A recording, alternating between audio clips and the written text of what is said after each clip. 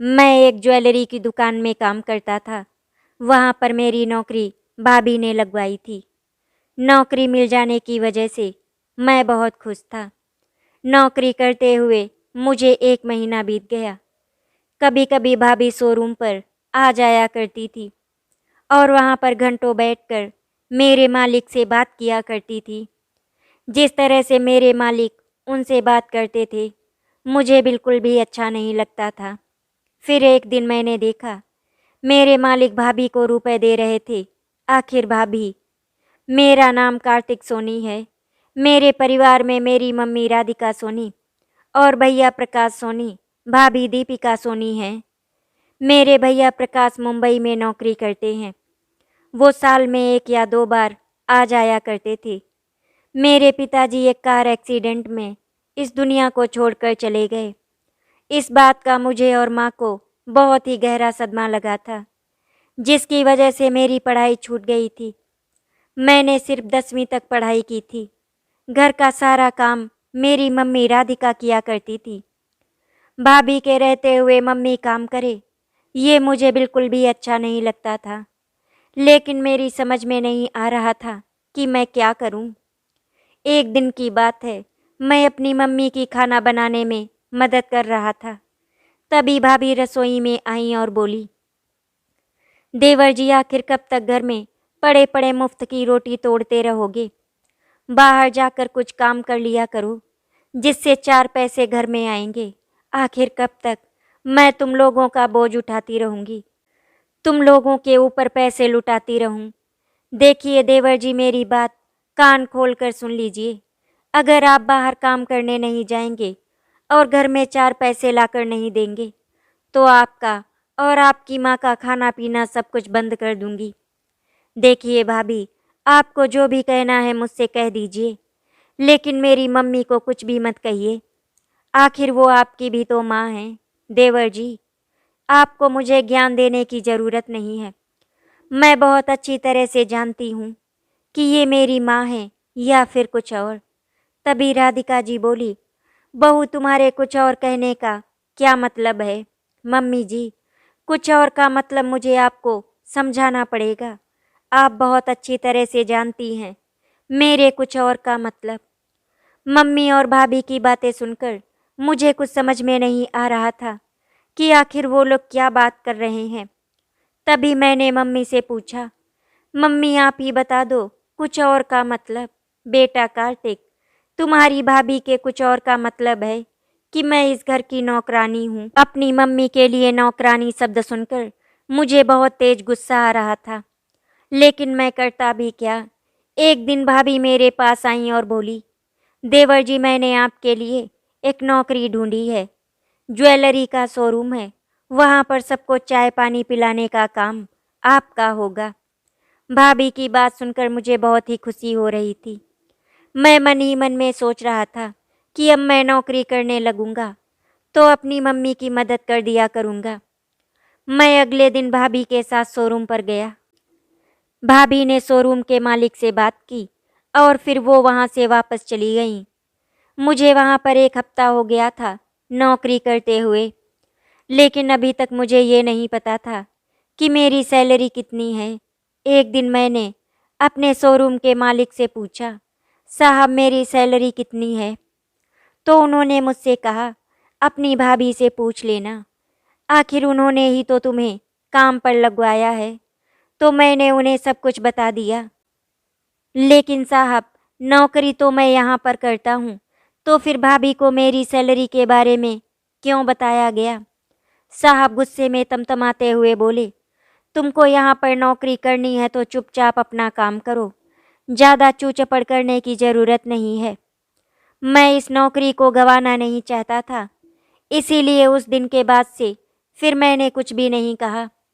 चुपचाप 10 बजे शोरूम पर जाता था और रात को 9 बजे शोरूम से वापस आ जाता था। मेरी नौकरी करने से मम्मी बहुत ही खुश थी, क्योंकि अब वो ये सोच रही थी कि मेरी नौकरी लग गई है तो शादी भी हो जाएगी। मेरे घर में अभी तक कोई नहीं जानता था कि मैं किसी लड़की से बात करता हूँ। उसने तो मुझसे शादी के लिए कई बार कहा था, लेकिन मैंने ही मना कर दिया था, क्योंकि जब मैं अपने और अपनी माँ के खाने पीने का इंतजाम नहीं कर पाता था, तो फिर मैं उसके खाने पीने का इंतजाम कहाँ से करता। मुझे और माँ को तो भाभी ताने दिया ही करती थी। मैं उसका अपमान नहीं करवाना चाहता था, इसीलिए मैं हर बार शादी के लिए मना कर देता था। नौकरी लग जाने की वजह से अब मैं भी सपने देखने लगा था कि अब मैं अपनी कनिका को दुल्हन बनाकर इस घर में लेकर आऊँगा। धीरे धीरे काम करते हुए मुझे 1 महीना हो गया था और अब मेरी सैलरी मिलने का समय आया था। मेरे साहब ने मुझे 5,000 दिए। मैं उतने में ही बहुत ज़्यादा खुश था। मेरी सैलरी मुझे दोपहर में ही मिल गई थी और फिर शाम को करीब 7 बजे भाभी आईं। लेकिन मेरी समझ में नहीं आ रहा था कि आखिर वो क्या करने आई थी। साहब ने मुझसे अपने कैबिन में 2 कप चाय मंगवाई। मैं चाय लेकर उनके कैबिन में गया। चाय रखकर मैं वहीं पर खड़ा हो गया था। तभी भाभी ने मुझसे कहा, कार्तिक, तुम यहाँ पर खड़े खड़े हमारी बातें क्या सुन रहे हो? जाओ अपना काम करो जाकर। मैं चुपचाप वहाँ से चला आया। लगभग 2 घंटे तक वो दोनों न जाने क्या बातें करते रहे। अब शोरूम के बंद होने का समय आ गया था, इसीलिए साहब ने भाभी से कहा, दीपिका चलो मैं तुम्हें घर ड्रॉप कर देता हूँ। तो मैंने भी साहब से कहा, साहब मुझे भी वहीं पर जाना है, मुझे भी छोड़ दीजिएगा। मेरे इतना बोलते ही साहब मुझ पर चिल्लाने लगे और बोले, तुम्हारी औकात है क्या मेरी इस गाड़ी में बैठने की? कार्तिक बाबू, अपनी औकात से बाहर के सपने मत देखा करो। जमीन पर रहते हो, हमेशा जमीन पर ही रहोगे। उड़ने की कोशिश मत करना। मुझे सबकी बातें सुनकर बहुत बुरा लगा था, लेकिन मैंने देखा भाभी मुस्कुरा रही थी। मैं चुपचाप वहाँ से चला गया और पैदल ही अपने घर की तरफ निकल पड़ा। मैं अपने घर पहुँचने ही वाला था कि मुझे रास्ते में कनिका मिली। वो बहुत ही ज़्यादा परेशान थी। उसको देखकर ऐसा लग रहा था कि जैसे वो बहुत ज़्यादा रोई है। मैंने उससे कहा, कनिका, तुमने अपना ये क्या हाल बना रखा है? सब ठीक तो है ना? मेरे इतना बोलते ही उसकी आंखों से आंसू बहने लगे। मैं उसको लेकर एक पेड़ के नीचे गया और वहाँ पर बिठाया। पहले तो मैंने उसे शांत कराया, उसके बाद मैंने उससे पूछा, अब बताओ कनिका, आखिर क्या बात है? तुम इतना क्यों रो रही हो? कनिका ने कहा, आज मुझे चाची ने बहुत पीटा। वो मेरी शादी करना चाहती हैं, लेकिन मैं हर बार उन्हें शादी के लिए मना कर देती हूँ। कार्तिक, चाची ने मेरी शादी एक 50 साल के आदमी से तय कर दी है। उसके 3-3 बच्चे हैं। कार्तिक, अब अगर तुमने मुझसे शादी नहीं की तो मैं जहर खाकर आत्महत्या कर लूँगी। लेकिन जहाँ चाची चाहती हैं, मैं वहाँ बिल्कुल भी शादी नहीं करूँगी। कार्तिक, अगर तुम मुझे जिंदा देखना चाहते हो तो तुम कल के कल ही मुझसे शादी कर लो। अगर कल तुमने मुझसे शादी नहीं की तो मैं अपनी जान दे दूँगी। कनिका की बातें सुनकर मैं बहुत ज़्यादा परेशान हो गया था। मुझे समझ में नहीं आ रहा था कि मैं उससे क्या कहूँ। मैंने कनिका को अपने सीने से लगाया और उसे शांत करने की कोशिश करने लगा। थोड़ी देर के बाद वो शांत हो गई। तब मैंने उससे कहा, कनिका, अगर तुम चाहती हो कि हम कल ही शादी करें तो फिर ठीक है, मैं तुमसे कल ही शादी करूँगा। तुम बिल्कुल भी परेशान मत हो और कोई उल्टा सीधा कदम मत उठाना, क्योंकि तुम बहुत अच्छी तरह से जानती हो कि मैं तुम्हारे बगैर नहीं रह सकता। अगर तुम्हें कुछ हो गया तो मैं अपने आप को कभी माफ़ नहीं कर पाऊँगा। मैं बहुत देर तक उससे बातें करता रहा। फिर जब उसका मन शांत हो गया तो उसको उसके घर भेज दिया और मैं अपने घर आ गया। मुझे जो 5,000 रुपये मिले थे, उसमें से 4,000 मैंने माँ के हाथों में रख दिए और 1,000 अपने पास बचा कर रख लिए। आज माँ के चेहरे पर चमक दिखाई दे रही थी, लेकिन मैं बहुत ही ज़्यादा परेशान था। ये बात समझने में माँ को ज़्यादा देर नहीं लगी। माँ ने मुझसे कहा, क्या हुआ कार्तिक बेटा, सब ठीक तो है ना? तू मुझे बहुत ही परेशान दिख रहा है। आज तो तुझे खुश होना चाहिए, आखिर तुझे तेरी सैलरी मिली है, लेकिन तू तो उदास है। मैं अपनी परेशानी माँ को बताकर उन्हें परेशान नहीं करना चाहता था, और अगर ये बात कहीं भाभी तक पहुँच गई, तब तो फिर पता नहीं क्या ही होगा। माँ के बार बार पूछने पर मैंने उन्हें सब कुछ बता दिया। माँ ने मुझसे कहा, देख बेटा, कनिका बहुत ही अच्छी लड़की है, और अगर तुम दोनों एक दूसरे से प्यार करते हो तो फिर मुझे इस शादी से कोई ऐतराज नहीं है। मैं तुम्हारी भाभी को भी बहुत अच्छी तरह से जानती हूँ, वो कभी भी तुम्हारी शादी नहीं होने देगी। इसीलिए बेटा, तुम कल कनिका से जाकर कोर्ट में शादी कर लेना, और उसके बाद जो भी होगा वो देखा जाएगा। माँ के मुंह से हाँ सुनकर मुझे बहुत ही तसल्ली हो रही थी। मैंने कनिका से शादी करने का अपना मन बना लिया। अगली सुबह मैं घर से निकल गया, भाभी को ये बताकर कि मैं काम पर जा रहा हूँ, लेकिन मैंने उस दिन काम से छुट्टी ले ली थी। मैंने कनिका को फ़ोन करके पहले ही बता दिया था कि माँ इस शादी के लिए तैयार हैं, इसीलिए वो मुझसे कोर्ट में मिलने वाली थी। सही समय पर मैं भी कोर्ट में पहुँच गया, और फिर हम दोनों ने कोर्ट में कोर्ट मैरिज कर ली। वहाँ पर मेरा एक दोस्त भी आया हुआ था, जो हम दोनों की शादी का गवाह बना था। हम दोनों बहुत ही खुश थे। थोड़ी देर में कोर्ट मैरिज की खबर कनिका के चाचा चाची तक पहुंच गई। वो लोग मेरे घर पर पहुंच गए थे और वहां पर गाली गलौज शुरू कर दिया। मेरी माँ ने उन्हें बहुत ही समझाने की कोशिश की, लेकिन वो कुछ भी सुनने समझने को तैयार ही नहीं थे। कनिका के चाचा चाची ने मुझ पर किडनैपिंग का आरोप लगाकर मेरे खिलाफ रिपोर्ट लिखवा दी। भाभी भी कहीं बाहर गई हुई थी। वो जब वापस आई तो उन्होंने देखा कि घर के सामने पुलिस और कनिका के चाचा चाची खड़े थे। उन्होंने पुलिस वालों से पूछा, क्या हुआ, आप लोग घर के सामने क्यों खड़े हैं? तो कनिका के चाचा बोले, इसको देखो कितनी भोली बन रही है। तुम्हें नहीं पता तुम्हारे देवर ने मेरी बेटी कनिका का किडनैप किया है? देखिए, मुझे इस बारे में कुछ भी नहीं पता है। अभी जब कार्तिक घर आएगा तो आप खुद ही उससे पूछ लीजिएगा। अभी तो वो अपनी ड्यूटी पर गया है, मैं अभी उसे फ़ोन करके बुलाती हूँ। दीपिका भाभी ने मेरे मालिक को फ़ोन लगाया तो उन्हें पता चल गया कि मैं आज छुट्टी पर हूँ। ये सुनकर दीपिका भाभी बहुत ही तिलमिला गई थी।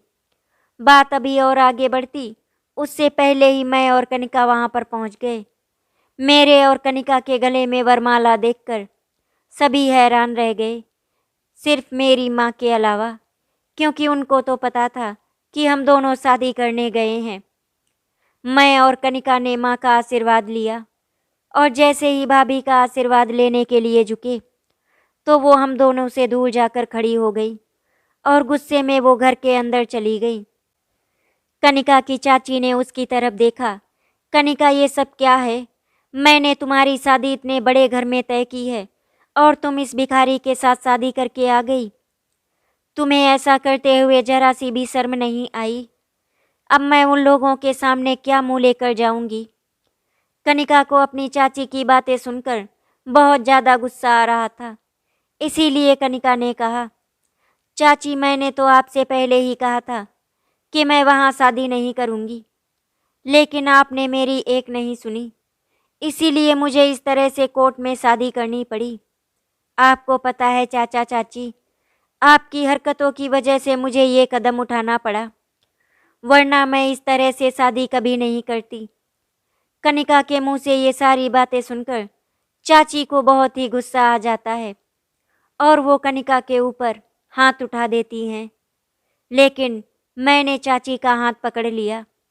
चाची, मेरी बात कान खोलकर सुन लीजिए। आज तक आपने कनिका को बहुत मारा पीटा, वो चुपचाप सहन करती रही, लेकिन अब वो मेरी पत्नी है। अगर आपने फिर से कभी कनिका के ऊपर हाथ उठाने की कोशिश की तो मुझसे बुरा कोई नहीं होगा। कनिका ने इंस्पेक्टर से कहा, इंस्पेक्टर साहब, मैंने कार्तिक से खुद शादी की है, उसने मेरा किडनैप नहीं किया। आप लोग यहाँ से जा सकते हैं। पुलिस वाले वहाँ से चले गए थे। चाची ने फिर से कहा, कनिका, तुमने हम लोगों के साथ बिल्कुल भी अच्छा नहीं किया और पैर पटकते हुए वहां से चली गई। राधिका जी घर के अंदर गईं। कार्तिक और कनिका को वहीं दरवाजे पर खड़ा रहने के लिए बोला।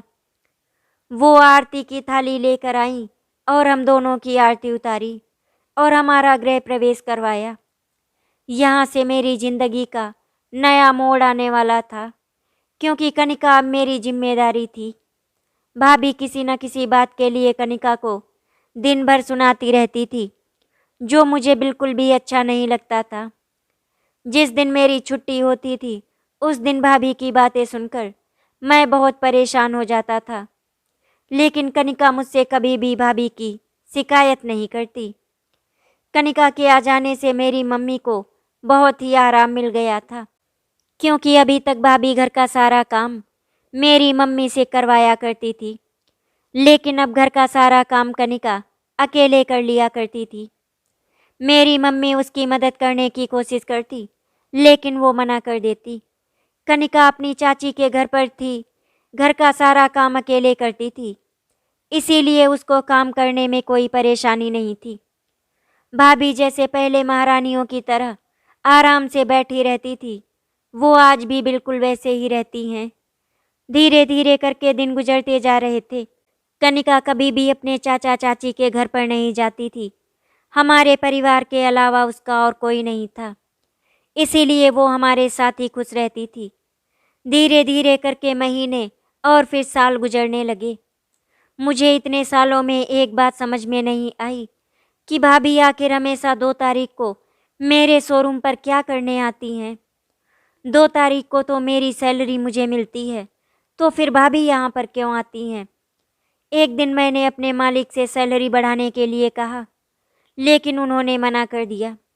ये बात मुझे बहुत ज़्यादा बुरी लगी थी, क्योंकि मुझे वहाँ पर नौकरी करते हुए 3 साल हो गया था।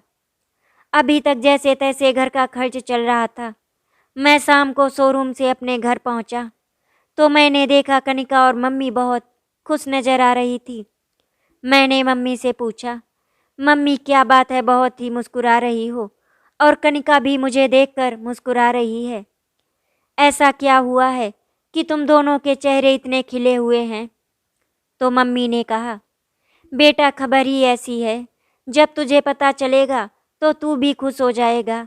अच्छा मम्मी, वैसे भी मैं तो हमेशा खुश ही रहता हूँ, ये तो आप जानती ही हो। अच्छा कार्तिक बेटा, अब मेरी बात ध्यान से सुनो। पहले ये बताओ कि तुम्हारे मालिक ने तुम्हारी सैलरी बढ़ाई या नहीं। नहीं मम्मी, उन्होंने मेरी सैलरी बढ़ाने से मना कर दिया। लेकिन मम्मी, मुझे एक बात समझ में नहीं आती है कि जब भी मुझे सैलरी मिलती है तो फिर उस दिन भाभी वहाँ पर क्यों पहुँच जाती हैं। मुझे नौकरी करते हुए 3 साल हो गया, तब से लेकर आज तक मैं यही देख रहा हूँ। बेटा अब ये बात भला मैं कैसे बता सकती हूँ, ये तो वही जान सकती है। कार्तिक बेटा, तू इन सब बातों को छोड़ और मेरी बात ध्यान से सुन। अब तो तुझे वहाँ शोरूम पर काम करते हुए 3 साल हो गया, इसीलिए तुझे काम करने का अनुभव भी हो गया है। मैं चाहती हूँ कि तू वहाँ पर नौकरी छोड़ दे और कहीं दूसरी जगह पर नौकरी देख ले। लेकिन मम्मी, ऐसा कैसे हो सकता है। बेटा मुझे नहीं पता ऐसा कैसे होगा, लेकिन अब तुझे ऐसा करना ही पड़ेगा।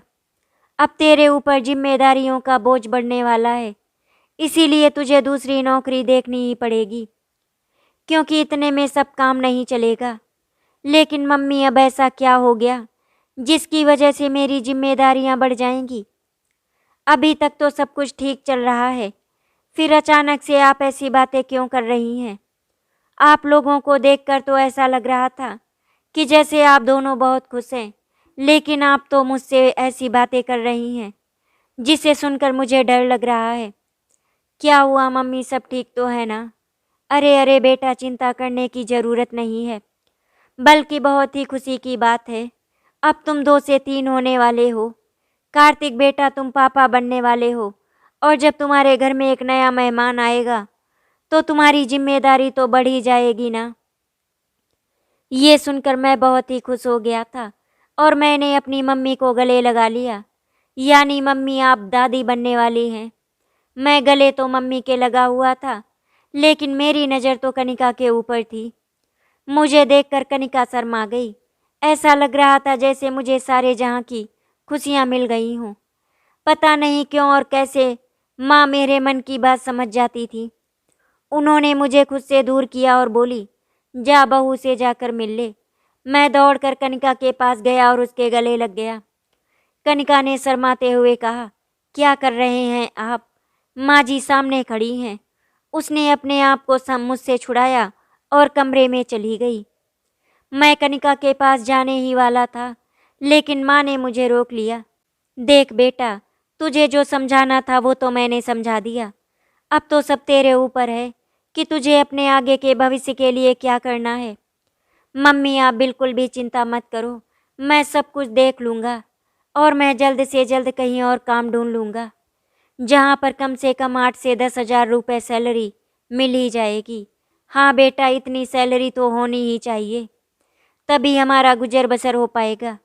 मैं अगले दिन जब शोरूम पर गया तो मैंने अपने मालिक के फिर से एक बार सैलरी बढ़ाने के बारे में बात की, लेकिन उन्होंने फिर से मना कर दिया।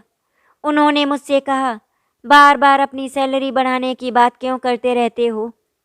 अगर तुम्हें करना है तो इतनी सैलरी में ही नौकरी करो, नहीं तो चलते बनो यहाँ से।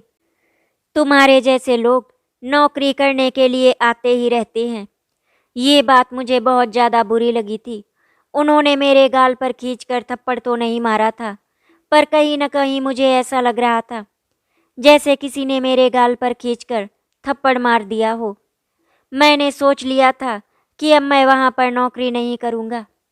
मैंने अपने शोरूम से 2 दिन की छुट्टी ली और कई जगह पर जाकर नौकरी के लिए बात की। एक कपड़ों का शोरूम था, वहाँ पर करीब 60 साल के अंकल जी बैठते थे। उन्होंने मुझे नौकरी दे दी और मेरी सैलरी 12,000 बताई।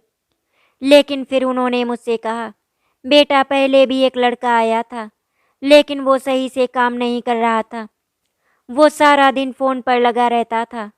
वो कस्टमर को सही से कपड़े भी नहीं दिखाता था। इसीलिए मुझे उसे नौकरी से निकालना पड़ा। बेटा अगर तुम जिम्मेदारी से काम करोगे तो मेरे लिए बहुत अच्छा रहेगा। अंकल जी आप बिल्कुल भी चिंता ना करें, मैं पूरी ईमानदारी के साथ काम करूँगा और आपको शिकायत का मौका नहीं दूँगा। लेकिन अंकल जी, मैं 2 दिनों के बाद आऊँगा, क्योंकि 2 दिन के बाद वहाँ पर मेरी सैलरी मिलने वाली है। जैसे ही मेरी सैलरी मिल जाएगी मैं आपके पास आ जाऊँगा। ठीक है बेटा, लेकिन 2 दिन के बाद ज़रूर आ जाना। ठीक है बोलकर मैं अपने घर वापस आ गया। मैंने अभी मम्मी और कनिका को कुछ भी नहीं बताया था। अगले दिन मैं अपने ज्वेलरी के शोरूम पर गया और वहाँ पर मैंने अपनी पूरी ड्यूटी की और फिर जैसे ही मुझे मेरी सैलरी मिल गई, मैंने अपने मालिक को बता दिया कि मैं ये नौकरी छोड़ रहा हूँ। लेकिन उन पर मेरी बातों का कोई असर नहीं हुआ। मैं शोरूम के बाहर निकला तो मैंने देखा कि भाभी शोरूम की तरफ आ रही थी, लेकिन मैं उनसे छुपकर वहाँ से निकल गया। वहाँ से निकलने के बाद मैं एक मिठाई की दुकान पर गया और वहाँ से 1 किलो मिठाई ली और उसके बाद घर पहुँच गया। घर पहुँचकर मैंने मम्मी और कनिका को मिठाई खिलाई तो उन्होंने मुझसे पूछा कि ये मिठाई किस खुशी में खिला रहे हो? मैंने मम्मी को गले लगाते हुए कहा, मम्मी मुझे दूसरी जगह नौकरी मिल गई है और वहाँ पर मेरी सैलरी 12,000 होगी। ये सुनकर मम्मी और कनिका दोनों बहुत खुश हो गई थी, क्योंकि मेरी सैलरी पहले से 2 गुनी थी। मेरी मम्मी ने राहत की सांस ली और बोली, मैं भगवान से प्रार्थना करूँगी कि मेरे बेटे की ऐसे ही तरक्की होती रहे और वो हमेशा खुश रहे। घर में खुशियों का माहौल था। तभी भाभी घर के अंदर आईं और मुझ पर चिल्लाते हुए बोली, तुम्हारी हिम्मत कैसे हुई वो नौकरी छोड़ने की? जब मैंने नौकरी लगवाई थी तो फिर तुमने मुझे एक बार भी क्यों नहीं बताया? मुझे बिना बताए नौकरी छोड़ दी। लगता है तुम्हारे पर बहुत ज़्यादा निकल आए हैं। भाभी आप ही बताओ, मैं वहाँ पर दिन रात मेहनत करता था, फिर भी मुझे सिर्फ 5,000 मिलते थे। लेकिन मैंने दूसरी जगह पर जहाँ ज्वाइन किया है वहाँ पर मुझे 12,000 मिलेंगे, तो फिर मैं वहाँ पर नौकरी क्यों करता? और मैंने उनके यहाँ नौकरी ऐसे ही नहीं छोड़ी। मैंने तो उनसे कई बार कहा था कि वो मेरी सैलरी बढ़ा दें, लेकिन उन्होंने मेरी सैलरी नहीं बढ़ाई, इसीलिए मुझे वो नौकरी छोड़नी पड़ी। भाभी, अब मेरा परिवार बड़ा हो रहा है, इसीलिए खर्चा भी तो बढ़ेगा ना। परिवार बड़ा हो रहा है, ये सुनकर भाभी थोड़ा चौंक गई। कार्तिक, परिवार बड़ा होने से का क्या मतलब है? भाभी, कनिका माँ बनने वाली है, इसीलिए हमारा परिवार बड़ा हो रहा है, तो फिर खर्च भी तो बढ़ जाएंगे ना। कनिका के माँ बनने की खबर सुनकर भाभी को बिल्कुल भी अच्छा नहीं लगा था। वो मुंह बनाते हुए अपने कमरे के अंदर चली गई। मम्मी, भाभी ऐसे मुंह बनाकर क्यों चली गई? कनिका माँ बनने वाली है, ये खबर सुनकर उनको अच्छा नहीं लगा। कार्तिक बेटा, शायद उसको अपने बच्चे की याद आ गई होगी, जो इस दुनिया में आने से पहले ही चल बसा था। मैं तो उस बारे में भूल ही गया था। शायद भाभी को उस बच्चे की याद आ गई होगी। आखिर भाभी ने 8 महीने तक उसको अपनी कोख में पाला था। मम्मी, मुझे बहुत अच्छी तरह से याद है 2 से 3 महीने तक भाभी कितना रोई थी।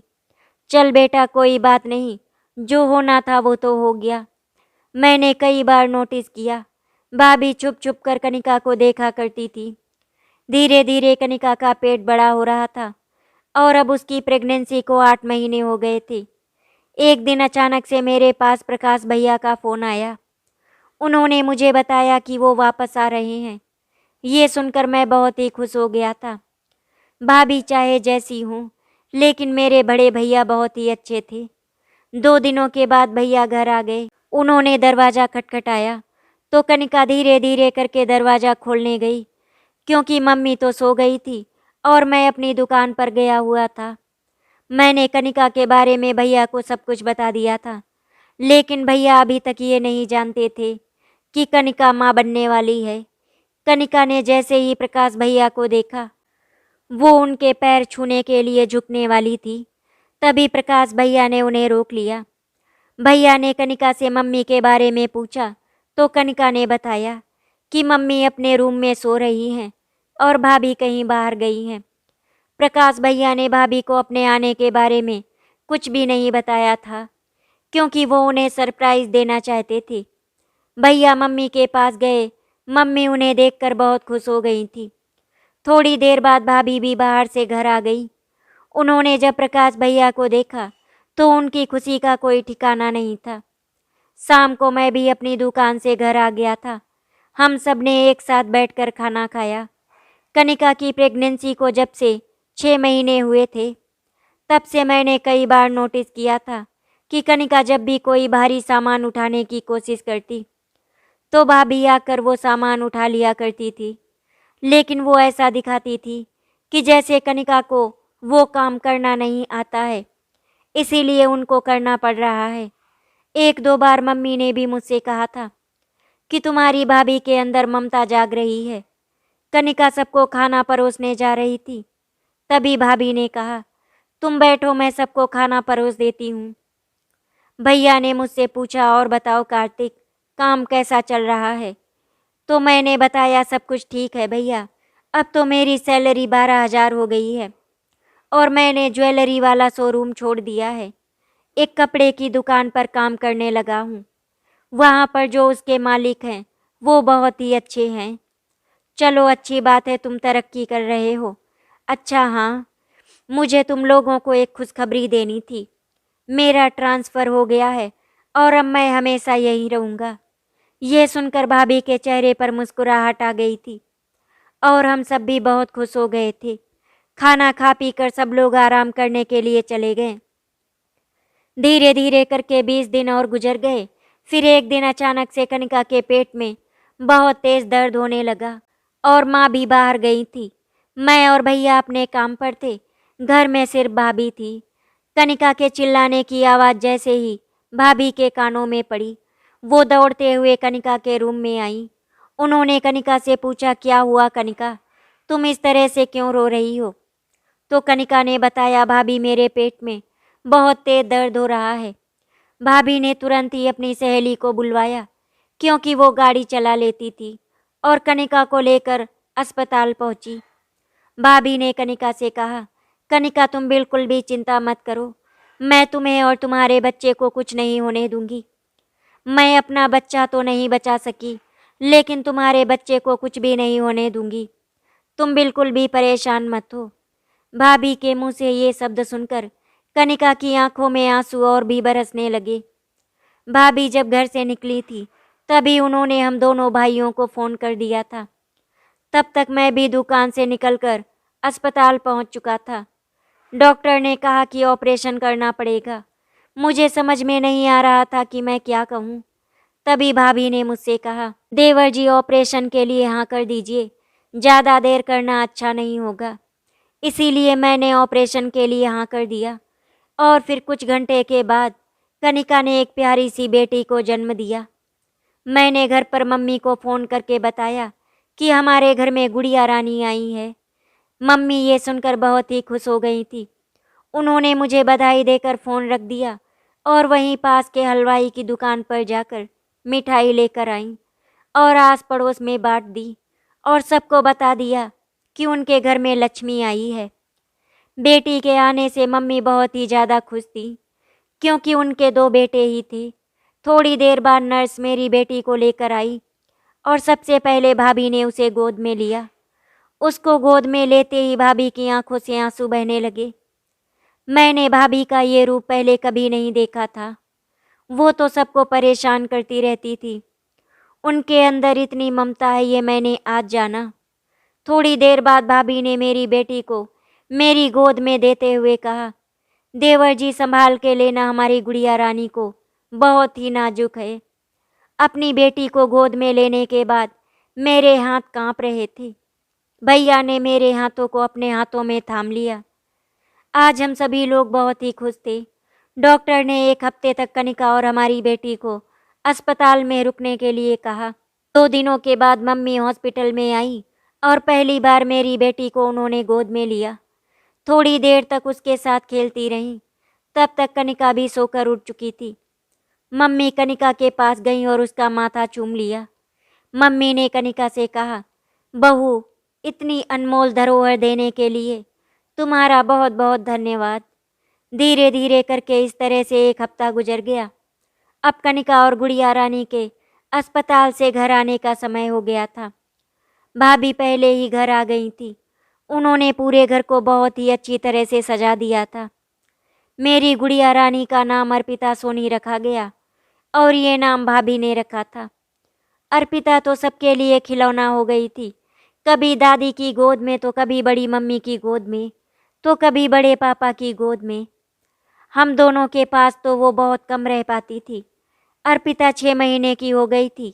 मैं बहुत ही खुश था कि घर में सब एक साथ मिलजुल कर रहने लगे। एक दिन मैं अपनी दुकान पर काम कर रहा था, तभी वहाँ पर एक लड़का आया। वो लड़का उसी ज्वेलरी शोरूम में काम करता था। उसने मुझे बताया, कार्तिक, तुम्हें पता है, तुम्हारी आधी सैलरी तुम्हारी भाभी हर महीने ले जाया करती थी। ये सुनकर मेरे पैरों तले से ज़मीन ही खिसक गई। आज मुझे समझ में आया था कि भाभी हर महीने सैलरी के टाइम पर वहाँ शोरूम में क्यों नज़र आती थी। भाभी मेरे साथ ऐसा करेंगी, मैंने तो कभी सपने में भी नहीं सोचा था। गुस्सा तो मुझे बहुत आ रहा था, लेकिन फिर उन्होंने जो कनिका के साथ किया था, जब मेरी कनिका प्रेग्नेंट थी, उस समय वो कनिका को अस्पताल लेकर गई और उसकी देखरेख कितने अच्छे से की, और फिर मेरी अर्पिता का भी कितना ध्यान रखती हैं। इसीलिए मैंने सोच लिया था कि मैं भाभी से कुछ नहीं कहूँगा। पैसे तो फिर से कमाए जा सकते हैं, लेकिन अगर रिश्ते में दरार आ जाए तो फिर वो कभी नहीं बढ़ती। मैं शाम को अपने घर पहुंचा तो भाभी ने दरवाज़ा खोला। अर्पिता उनकी गोद में थी। एक बार तो मेरा मन हुआ कि मैं भाभी से पूछूं कि उन्होंने आखिर मेरे साथ ऐसा क्यों किया, लेकिन तभी वहाँ पर कनिका आ गई और उसने मेरे मुंह में मिठाई का टुकड़ा डाल दिया। अरे अरे कनिका, आराम से, क्या हो गया है जो तुम मुझे मिठाई खिला रही हो? कार्तिक, एक खुशखबरी है, तुम चाचू और मैं चाची बनने वाली हूँ। ये सुनते ही मैं अपनी पुरानी बातों को भूल गया और भाभी जो इतने सालों से मेरी आधी सैलरी अपने पास रख रही थी, इस बात को मैंने हमेशा हमेशा के लिए अपने अंदर दबा दिया। क्योंकि मैं अब इतने प्यारे रिश्तों में कड़वाहट नहीं घोलना चाहता था। कनिका भाभी का बहुत अच्छे से ध्यान रख रही थी। ये देखकर मुझे भी बहुत अच्छा लग रहा था। भाभी ने एक प्यारे से बेटे को जन्म दिया। घर में खुशियों का माहौल हो गया था। आखिर अर्पिता को एक भाई जो मिल गया था। एक दिन अचानक से मेरे अकाउंट में 2 लाख रुपए आ गए, जिसे देखकर मैं हैरान रह गया। मुझे समझ में नहीं आ रहा था कि आखिर ये 2 लाख रुपए मेरे अकाउंट में कहाँ से आए। मैंने अंकल जी से पूछा, अंकल जी क्या आपने मेरे अकाउंट में रुपए डलवाए? तो उन्होंने कहा, नहीं बेटा, मैंने कोई रुपए नहीं डलवाए। शाम को जब मैं घर आया, सभी लोग खाना खाने के लिए बैठे, तो मैंने सबके सामने ये घटना बताई और साथ में मैंने ये भी कहा कि मैं कल बैंक जाकर पता कर लूँगा कि ये रुपए मेरे अकाउंट में कहाँ से आए। तभी मैंने भाभी की तरफ देखा, वो मुस्कुरा रही थी। भाभी क्यों मुस्कुरा रही थी मुझे समझ में नहीं आ रहा था।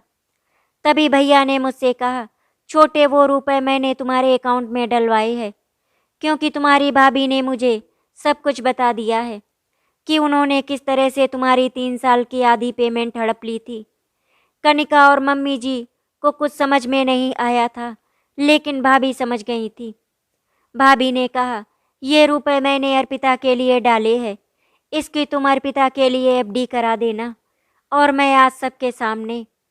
भाभी के इतना बोलते ही मैंने उन्हें चुप करा दिया। भाभी, इसके आगे आपको कुछ भी बोलने की ज़रूरत नहीं है। मैं सब कुछ जानता हूँ। मैं इसमें से कुछ भी खर्च नहीं करूँगा। सारे रुपयों की एफडी करा दूँगा। आप बिल्कुल भी चिंता मत करो। भाभी मेरा इशारा समझ गई थी, इसीलिए उन्होंने कुछ भी नहीं कहा। इसके बाद वो बात हमेशा हमेशा के लिए वहीं से ख़त्म हो गई और सभी लोग मिलजुल कर हंसी खुशी एक साथ रहने लगे। आशा करती हूँ आपको हमारी कहानी अच्छी लगी होगी।